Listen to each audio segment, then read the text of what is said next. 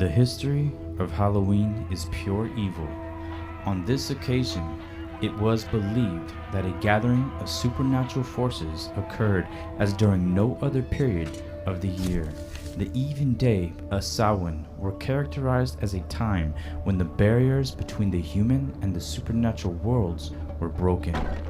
Otherworldly entities, such as the souls of the dead, were able to visit earthly inhabitants, and humans could take the opportunity to penetrate the domains of the gods and supernatural creatures. Fiery tributes and sacrifices of animals, crops, and human beings were made to appease supernatural powers who controlled the fertility of the land. Samhain acknowledged the entire spectrum of non-human forces that roamed the earth during the period. On this holiday, huge bonfires were set on hilltops to frighten away evil spirits. The souls of the dead were supposed to revisit their homes on this day, and the autumnal festival acquired sinister significance with ghosts and witches and hobgoblins, black cats, fairies, and demons of all kinds said to be roaming about. It was this time to placate the supernatural powers controlling the processes of nature. In addition, Halloween was thought to be the most favorable time for divinations concerning marriage, luck, health, and death. It was the only day on which the help of the devil was invoked for such purposes. History shows how true Christians did not practice the satanic tradition. Today's professed Christians should see just how they need to separate from such evils, especially if they are seeking to enter into heaven. The worldly customs and evil traditions are all vain and full of deceit, which will separate anyone from the God of heaven and earth who is partaking in it. Truly, the world is being spoiled through practicing Halloween, as billions around the world, which includes all these professed Christians, are partaking in this satanic tradition. As ye have therefore received Christ Jesus the Lord, so walk ye in him, rooted and built up in him, and established in the faith as ye have been taught, abounding therein with thanksgiving. Beware lest any man spoil you through philosophy and vain deceit, after the tradition of men, after the rudiments of the world, and not after Christ. Ye adulterers and adulteresses, know ye not that the friendship of the world is enmity with God? Whosoever therefore will be a friend of the world is the enemy of God. As biblical Christians, we are commanded by our King to give no place to the devil. We are also warned that ye cannot drink the cup of the Lord and the cup of devils. Ye cannot be partakers of the Lord's table and of the table of devils. This holiday has everything to do with spiritualism. When we take a good look at what happens during Halloween, we can see how witches are real satanic worshippers of Satan. Their caricatures are portrayed and costumes are everywhere showing forth their evil fruits. There are coffins and tombstones, mummies, skeletons, and cemeteries, which are all signs of death. The mystery religion of Babylon has always loved death, which we can find clearly in the history of the mother of harlots, the Vatican.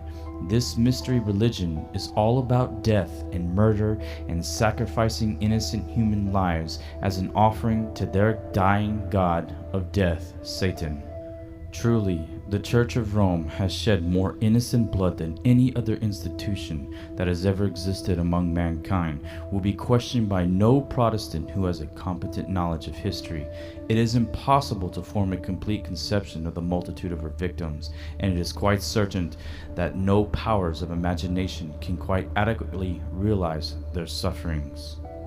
Halloween has come a long way from its ancient beginnings as a harvest festival, from the ancient Celtics to the Romans to medieval Catholics to Catholic Irish immigrants traveling to America and bringing their Catholic traditions.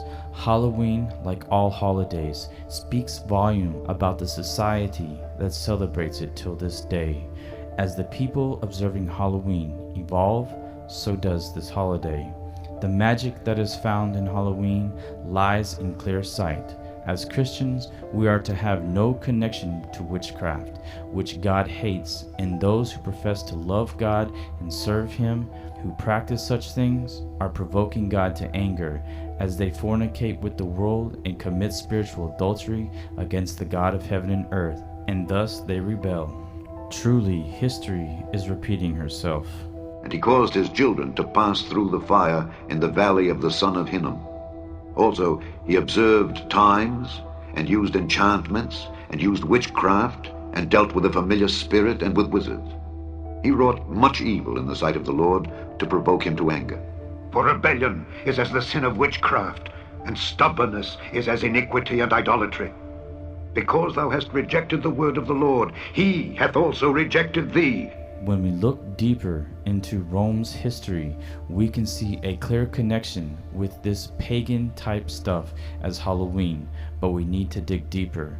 As many of us know, the Roman Catholic Church has always been involved with paganism and mixing it with Christianity, and Halloween is deeply rooted within paganism. It is interesting to note, they say, how often our church has availed herself of practices which were in common use among pagans. Thus it is true, in a certain sense, that some Catholic rites and ceremonies are a reproduction of those pagan creeds. The Roman Catholic Church has always engaged in witchcraft, spiritualism, and the state of the dead, where they believe that the spirits of the dead visit this world, especially on Halloween. For instance, Lemuria or Lemures were spirits of the dead who returned for only 3 particular days a year to threaten their descendants. In order to win over the evil spirits, a ritual was enacted by the Pater Familias, which is the oldest living male in the household. When the clock would strike midnight, the Pater Familias would walk barefoot throughout his own house to rid the evil spirits of the dead. With this exorcism ritual, holding his hand upheld in what is referred to as a fig gesture, placing the thumb between the second and the third fingers, and filling his mouth with dried black beans, he would make the circuit around his house, spitting the beans on the floor in order to bait the evil spirits of the dead. And so, as he walked and spit out a bean, he would recite 9 times the incantation, "With these I redeem myself and mine." And so, when Lemures came out to eat the beans, the rest of the household, following along but forbidden to look behind them, would clash bronze together like cymbals and proclaim, "Ghosts of my fathers and ancestors, be gone!" The Lemuria was practiced on May 9th, 11th, and the 13th. Even days were seen as unlucky to them. And so, how did the Lemuria affect Halloween? In a historical facts check, on All Saints' Day, the Catholic holiday was adopted on May 13th, and there is good reason for this. Originally, the Lemuria concluded on May 13th, and on that same day, in 609 AD, the Church held a feast in dedication to Saint Mary and the Martyrs, the celebration of the dead. This became the establishment of All Saints' Day. How does this relate to Halloween? Here's how. Later, around the 8th century AD, as the Lemuria faded away in popularity and practice, the Church moved All Saints' Day from the 13th to November 1st, where it is currently celebrated to this day by Catholics. It was originally known as All Hallows, meaning All the Holy Ones, or All Saints' Day, and Halloween was simply All Hallows' Eve. Note that May 1st and November 1st are exactly 6 months apart and mark the beginning of the end of summer. When we look at the culture of the Celts, the people who were living in Ireland, and one of their principal festivals for their culture was under the name of Samhain, which is the end of the harvest season for the Celts. It was their new year. As the harvest ended, the Celts tended to gather up all their crops and livestock and have one large feast as they headed into winter. This final harvest falls on October 31st, which is Halloween. However, there was some uninvited guests coming to dinner, the spirits of the dead. On this day, the Celts believed that those who died during this year returned, so the festival of Samhain was a way to help the dead on their journey to the other world. Because this particular day, the Celts believed the dead were more likely to mingle with the living, so a place was set for the dead at their feast in order to honor them. This also meant that Samhain, with all the dead returning to visit, was a time for clearer omens and prophecy. Now, how did the Romans adopt Pomona and Samhain? When Julius Caesar conquered Gaul and the Celts, the Romans became exposed to the rites of Samhain and ascribed them to their own goddess. Pomona was the goddess of orchards and abundance. She was associated with apples, nuts, and grapes. The Romans associated the apple with love and fertility, and we have lots of rituals associated with Samhain, and so the Romans adopted these practices and thus mixed Christianity with paganism. Roman harvest festivals would bring in the apples, corn stalks, and pumpkins, and ancient Roman ceremonies honoring false gods involved trying to grasp floating fruits without using hands, which is where bobbing for apples came from. And the Druids believed that the black cats, which were reincarnated humans, would have been punished for their evil deeds, and thus became these black cats. These cats were then sacred sacrifices to them. Today, black cats are still sacrificed during occultic rituals along with human beings. Halloween is thus regarded as the witches' Sabbath, the equivalent of their New Year's Eve, where they would do their sacrifices. The Druids had many ways of sacrificing humans, one of which was packing them in a giant burning effigy of a man. Burning Man. The crown must die! The crown must die! The crown must die! The crown must die! The crown must die! The crown must die! The crown must die!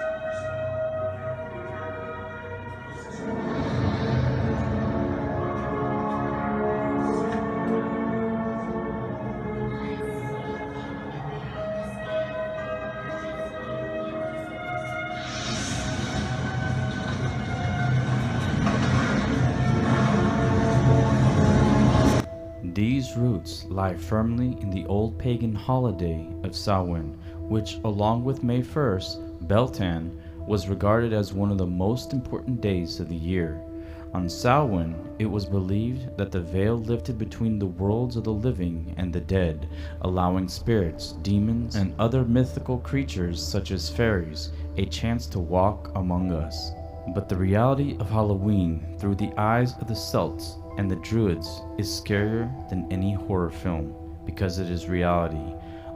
According to old documents, in its most primitive guise, Samhain would have featured many sacrifices to the Celtic gods of death, with both animals and humans thrown into a huge fire pit as offerings. This tradition goes way back in ancient times, where the God of heaven and earth had even warned his people. And thou shalt not let any of thy seed pass through the fire to Molech, neither shalt thou profane the name of thy God. I am the Lord. Documents show that the ancient Druids ate their firstborn children on Samhain, or collected the blood of their sacrificial humans in cauldrons and drank it. Just like today, with what we see in the world going on behind closed doors, how there are many missing people throughout the year, where they go around harvesting children and people for the sole purpose of sacrificing them to their gods on Halloween. The stories get gorier, as we see on Halloween how people go around carving out pumpkins. Those that truly get involved in past times would fill their pumpkins with the fat from previous sacrifices and lit. The Roman Julius Caesar, who claimed to be a god like the office of the Pope does today, who took the place of Caesar, had stated that in time past of danger, quote, "Unless the life of a man be offered, the mind of immortal gods will not favor them." Now that we know the meaning and the tradition behind Halloween, do you really think that we as Christians are to celebrate this thing called Halloween and depart from the living God to serve the God of death? It is much more than just an innocent child's day. There is absolutely no way you can include Jesus Christ in these celebrations, and his children are to have no part with the spirits of devils. In Ephesians 5:11, Jesus tells us through Paul, And have no fellowship with the unfruitful works of darkness, but rather reprove them. if you are truly born again, act like it and obey the God of heaven and earth, and depart from the God of this world, Satan. Furthermore, in today's society, as kids are dressing up like witches and ghosts and goblins, and thus looking so demonic, the occultic members do pray for evil spirits to inhabit the costumes sold to the children. Just like the wicked and evil movies they watch, those demons are permitted to enter into the homes of those who do corrupt their lives with such movies. Instead, we should be praying that Satan would be bound. And yes, Disney contributes heavily to the occultic ideas with bed knobs and broomsticks, fantasy, fairy tales, magic spells, and witches. Aladdin with his magic flying carpet, Lion King with the circle of life, the mystical portrayal of the spirits of the dead lion, guided his cub, witchcraft and practice of divinations. Pocahontas portrays the Native American mystical and pagan view of Mother Earth as a spiritual being, rocks, trees, and birds, etc., who have spirits as well as outer body experience. And sweeping the nations is the Harry Potter craze, which none of us should be engaging in such things. And it is no wonder why so many Christian lives are constantly being attacked by demons who have filled their homes due to the fact that they have allowed them to enter therein. Hollywood, which is run by Chris Dodd, who is a Roman Catholic, clearly glamorizes and participates in horoscopes, stars, charting, channelings, witchcrafts, mummies, etc. Hollywood television clearly proves how demonic and satanic the influence is that is streaming from this Catholic-run institution. It is time that everybody wake up and see the reality behind all these things. And so, as Christians, we are to have no part in things like this. For by thy sorceries were all nations deceived.